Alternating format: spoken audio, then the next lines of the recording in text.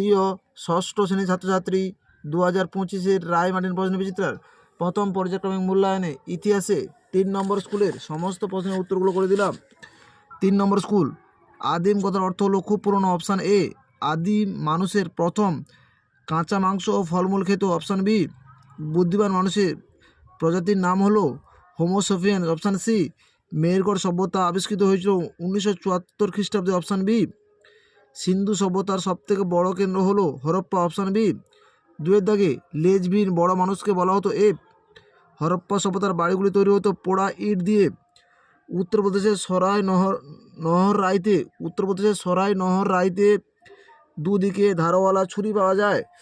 হরপ্পা সভ্যতা তামা ও ব্রোঞ্জ যুগের সভ্যতা। 3-এর দাগে ভীমবেটকা কোথায় অবস্থিত? মধ্যপ্রদেশে অবস্থিত ভীমবেটকা গুহা। হুনসি উপত্যকা কোথায় অবস্থিত? কর্ণাটক রাজ্যের গুলবর্গা জেলায়। হরপ্পা সভ্যতা কে আবিষ্কার করেন? দয়ারাম সাহানি 1921 খ্রিস্টাব্দে। 4-এর দাগে দাবানল কি? 20 নম্বর পৃষ্ঠা 17-এর দাগে। 20 নম্বর পৃষ্ঠা 17-এর দাগে দাবানল কাকে বলে? সিটাডেল কি? 42 নম্বর পৃষ্ঠায় 28 দাগে প্রশ্নের উত্তরটি তোমরা দেখো। 42 নম্বর পৃষ্ঠায় 28 দাগে প্রশ্নের উত্তরটি হলো সিটাডেল বলতে কি বোঝো?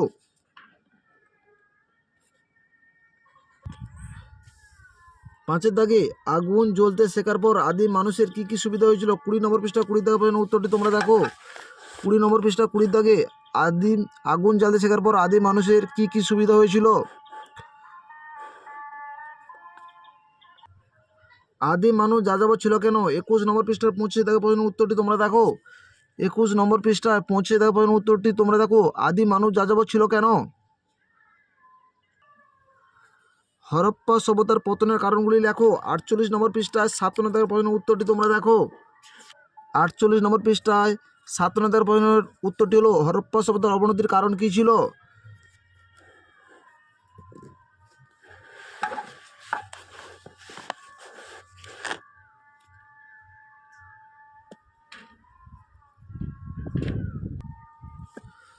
হরপ্পা ধর্ম সম্পর্কে যা জানো লেখো। 47 নম্বর পৃষ্ঠায় 55 দাগের প্রশ্নের উত্তরটি তোমরা দেখো। পাঠ্যপুস্তকে 41 নম্বর পৃষ্ঠার প্রশ্নের উত্তরটাও তোমরা লিখতে পারো।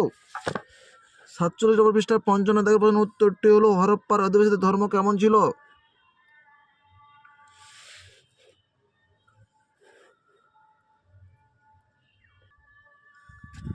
ছয়ের দাগে আদিম মানুষের জীবনযাত্রার মান ধীরে ধীরে কিভাবে উন্নত হয়েছিল? 15 নম্বর পৃষ্ঠায় 6 দাগের প্রশ্নের উত্তরটি তোমরা দেখো।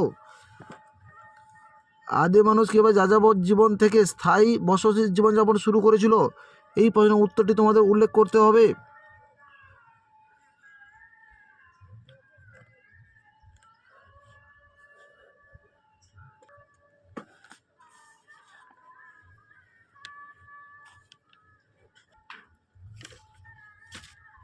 সিন্ধু সভ্যতা মানুষদের সামাজিক জীবন ও অর্থনৈতিক জীবনের বৈশিষ্ট্য আলোচনা করো। 37 নম্বর পৃষ্ঠায় 6 দাগের প্রশ্নের উত্তরটি তোমরা দেখো। সিন্ধু সভ্যতা আর হরপ্পা সভ্যতা দুটোই সভ্যতা একই, তাই হরপ্পা সভ্যতা অর্থনৈতিক জীবন সম্পর্কে এখানে আলোচনা রয়েছে। এই প্রশ্নের উত্তরটি তোমাদের উল্লেখ করতে হবে। সামাজিক জীবনের পরিচয় তোমরা একটু পাঠ্যপুস্তক বই থেকে একটু পড়ে নিও। মহেঞ্জোদারোর স্নানাগার সম্পর্কে লেখো। 44 নম্বর পৃষ্ঠা 35 থেকে প্রশ্নের উত্তরটি তোমরা দেখো। 44 নম্বর পৃষ্ঠা 35 থেকে প্রশ্নের উত্তরটি তোমাদের লিখতে হবে।